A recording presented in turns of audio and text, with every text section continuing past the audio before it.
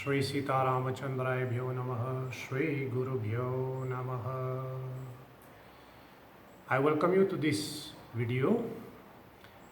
And as you all know, हम लोग कार्तिक मास मनाने जा रहे हैं और इस साल 2020 को कार्तिक मास जो है वह 1 नवंबर से शुरू हो करके 30 नवंबर तक जा रहे हैं। फ्रॉम 1 नवंबर टू 30 नवंबर यह पूरा एक महीना भगवान विष्णु को समर्पित है। जिस प्रकार श्रावण मास भगवान शिव के लिए समर्पित है, उसी प्रकार यह कार्तिक मास जो है वह भगवान श्री हरि विष्णु को समर्पित है। यह पूरे एक महीने की साधना है। पूरे एक महीने तक हम भगवान विष्णु के निमित्त श्री हरि की प्रसन्नता हेतु अनेक अनेक ऐसे विशेष क्रियाएं, अनेक अनेक ऐसे विशेष पर्व, अनेक ऐसे विशेष साधना हम लोग करते हैं। वैसे सभी के लिए तो यह महीना प्रसन्नता का महीना है, लेकिन विशेष रूप से वैष्णवों के लिए यह एक बहुत ही विशेष महीना है, जहां हम अपने आराध्य श्री हरि विष्णु की प्रसन्नता के लिए, उनसे थोड़ा और करीब पहुंचने के लिए हम पूरे एक महीने की साधना करते हैं। चलिए इसके माध्यम से आज हम थोड़ी चर्चा करें कि कार्तिक मास में आपको क्या क्या करना है। आप सभी जानते ही होंगे, जैसे कार्तिक मास हम लोग सुनते हैं तो दिमाग में यही आ जाते हैं कि इसमें भगवान विष्णु के लिए हम लोग दीपदान करते हैं। इसलिए पूरे एक महीने तक हम लोग भगवान विष्णु के लिए दीपदान करते हैं। ये कार्तिक मास का सर्वोत्तम और सर्व प्रमुख क्रिया जो हम लोग करते हैं।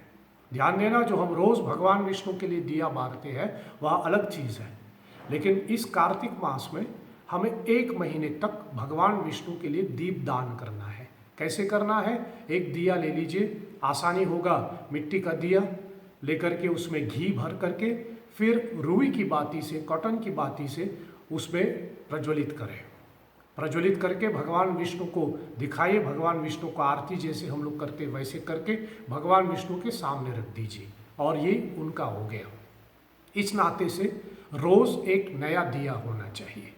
और दीपदान करते समय आप गोविंद दामोदर स्तोत्र का पाठ कर सकते हैं, दामोदर अष्टक का पाठ कर सकते हैं, अथवा भगवान विष्णु का कोई भी मंत्र जो आपको आता है। ओम नमो भगवते वासुदेवाय, सबसे आसान तो यही होगा कि आप बोल करके तब दीपदान करें। यदि आपको गोविंद दामोदर स्तोत्र का पाठ करना है या फिर दामोदर अष्टक का पाठ करना है, श्रीहरि सेवा संस्था द्वारा प्रकाशित श्रीहरि पूजा बुक में यह लिखा गया है। यहाँ पर आप देख करके आप दीपदान कर सकते हैं। रोज दीपदान होनी चाहिए, कम से कम दिन में एक बार, जैसे आपसे संभव हो। सवेरे करें कि शाम को करें, लेकिन रोज एक महीने तक दीपदान होनी चाहिए। दूसरी बात जो हम लोग कार्तिक मास में करते हैं वह है कि हम रोज कार्तिक महात्म्यम का पाठ करते हैं। कार्तिक महात्म्यम एक ग्रंथ है जिसमें कार्तिक मास की महिमा एवं कार्तिक मास से संबंधित कथाएं तथा उनके नियम के बारे में बताया गया। इसलिए चाहिए कि पूरे एक महीने तक हम उस कार्तिक महात्म्यम नामक ग्रंथ का पाठ करें। यद्यपि हम जानते हैं बहुतों के लिए संस्कृत में पाठ करना या हिंदी में भी पाठ करने के लिए मुश्किल हो सकता है। इसलिए श्रीहरि सेवा संस्था के द्वारा हम लोगों ने या फिर हमने उस कार्तिक महात्म्यम की जो ग्रंथ है उसको अंग्रेजी में अनुवाद किया है। इसका इंग्लिश वर्जन जो इस पुस्तक में है आप श्रीहरि सेवा संस्था के द्वारा प्राप्त कर सकते हैं। इसमें 30 चैप्टर्स हैं। रोज एक एक चैप्टर पढ़ करके हम पूरे एक महीने तक कार्तिक मास महात्म्यम का पाठ कर रहे हैं। इससे कथाएं तो सुनेगा ही, उसके साथ साथ हमें बाकी नियमों के विषय में भी जानकारी प्राप्त होगा। तो दूसरे मैं आपसे ये निवेदन करूं कि रोज कार्तिक मास के अंतर्गत कार्तिक महात्म्यम का पाठ करें। तीसरा जो आपको शायद करना होगा यह इस कार्तिक मास में कि अपने जाप को, अपनी साधना को इंक्रीज करें। कार्तिक मास में जितना अधिक हम लोग जाप करें उतना हमारी साधना को फायदेमंद होगा। इसलिए जो माला करते हैं रोज थोड़ा ज़्यादा करें। यदि आप एक माला करते हैं कार्तिक मास में, कोशिश कीजिए कि 3 माला करें। जो 3 माला करें कोशिश करें कि 5 माला करें। ऐसे थोड़ा अपनी जाप को ज़्यादा करें। अपनी मंत्र जाप के साथ साथ हम लोग कार्तिक मास में रोज भगवान विष्णु के अलग अलग नामों का पाठ करते हैं। जैसे हम लोग कहते हैं 108 नाम का उच्चारण करते हैं। यदि संभव हो तो भगवान विष्णु के 108 नामों का उच्चारण करते हुए एक एक नाम के अंत में एक एक तुलसी के पत्ता भगवान विष्णु को चढ़ाते हैं।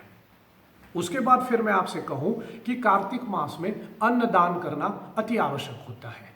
हम लोग अन्नदान करते हैं। अन्नदान कैसे किया जाता है? सर्वप्रथम तो शायद ये है कि साधु को, ब्राह्मण को अपने घर पे बुला करके उनको भोजन करवाएं, नहीं तो फिर लोगों को ऐसे ही भोजन के लिए घर पे आमंत्रित करें, नहीं तो आप भोजन अन्न का बना हुआ फूड मेड ऑफ ग्रेन उसको पका करके सभी में बांट सकते हैं। इसलिए कार्तिक मास में अन्नदान करें, नहीं तो फिर जो ज़रूरतमंद लोगों हैं उनको भी आप ऐसे ही अन्न जा करके उनको प्रदान करें। ऐसा करके आप अन्नदान कर रहे हैं। एक और क्रिया जो कार्तिक मास के साथ जुड़ा हुआ है वह है भगवान विष्णु के मंदिर की परिक्रमा। पूरे कार्तिक मास में जितना अधिक संभव हो सके भगवान विष्णु के मंदिर की परिक्रमा होनी चाहिए। विष्णु मंदिर की परिक्रमा करने से हम ज़्यादा भगवान विष्णु से कनेक्ट हो सकता है। हमारे अंदर जो स्पिरिचुअल पावर है, हमारे अंदर जो स्पिरिचुअल एनर्जी है वो थोड़ा ज़्यादा ऊपर आ सकता है। इसलिए कार्तिक मास में विशेष रूप से हम भगवान विष्णु की मंदिर परिक्रमा करते हैं। तुलसी पूजा तो वैसे कार्तिक मास में तो रोज होनी चाहिए। इस कार्तिक मास को अपनी व्यक्तिगत तौर पे हम इसको the month of Vrinda Devi कहते हैं। क्यों? क्योंकि यह पूरा एक महीना तुलसी माता को समर्पित है, इसलिए रोज तुलसी पूजा होनी चाहिए। तुलसी पूजा कैसे करते हैं, उसकी आरती, उनके मंत्र, जल देते समय क्या क्या बोलना है, बराबर मैं आपसे वही कहूँगा। श्रीहरि सेवा संस्था द्वारा प्रकाशित श्रीहरि पूजा बुक में, ये वाले पूजा बुक में आपको तुलसी आरती, तुलसी माँ पूजा का जो विधान है इसमें दिया है। इस पे देख करके आप तुलसी पूजा भी कर सकते हैं। और जो कार्तिक मास के अंतर्गत हम लोग करते हैं, मैं ये निवेदन करूं कि आप अपने घर में सत्संग का आयोजन करें, भक्तों को अपने घर पे बुलाइए, थोड़ा सब मिल करके जब आपके घर में दीपदान होगी, सत्संग होगी, श्री हरि कथा सुनाया जाएगा, सब मिल करके भगवान की पूजा करेंगे। इससे आपकी घर आंगन जो है वो पवित्र हो जाएगा और घर की वृद्धि उसी में होगा। इसलिए इस कार्तिक मास में आप अपने घर में सत्संग का भी आयोजन करें। और शायद अंत में मैं यह कहूं कि कार्तिक मास में जितने भी पर्व है उसको मनाने की कोशिश कीजिए, क्योंकि इसी एक महीने में सबसे ज़्यादा पर्व होता है।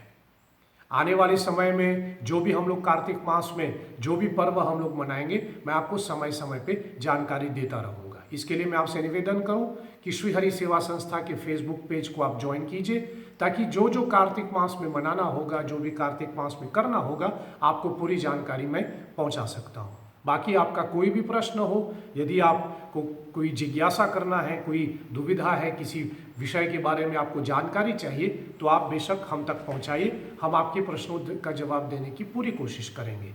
और सबसे बड़ी बात जो आपको याद रखना है कि इस कार्तिक मास में जितना आप भगवान विष्णु के निमित्त, जितना आप अपनी साधना को आगे करेंगे, उतना ज़्यादा फायदेमंद होगा। यह कार्तिक मास एक पूरे साधना का महीना है।